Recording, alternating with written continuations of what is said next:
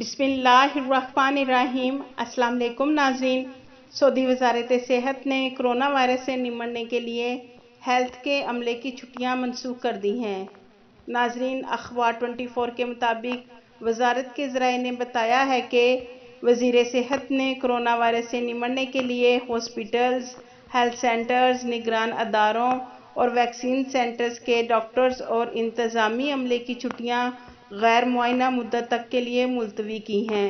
وزارت کے ذرائع نے یہ بھی بتایا ہے کہ محکمہ صحت کے اونرز اور ہیلتھ کمپلیکس کے ایگزیکٹو ڈائریکٹرز یا خود مختار عہدیدار ضرورت پڑنے پر زیادہ سے زیادہ 5 دن کی چھٹی کی منظوری دے سکتے ہیں۔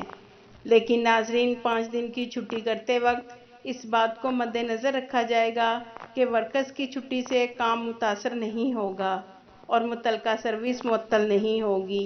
ناظرین، وزارت صحت کا کہنا ہے کہ تہواروں اور سرکاری تعطیلات پر ڈیوٹی دینے والوں کو مقررہ نظام کے متبادل چھٹی دی جائے گی۔ یاد رہے کہ سعودی عرب میں کورونا کے نئے کیسز دوبارہ سے بڑھ رہے ہیں۔ 14 اپریل بروز بدھ کو کورونا کے 929 کیسز سامنے آئے اور ایکٹیو کیسز 9000 کے قریب پہنچ گئے ہیں۔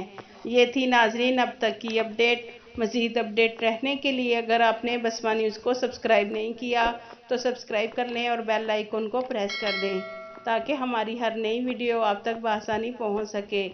آپ کے قیمتی وقت کا شکریہ۔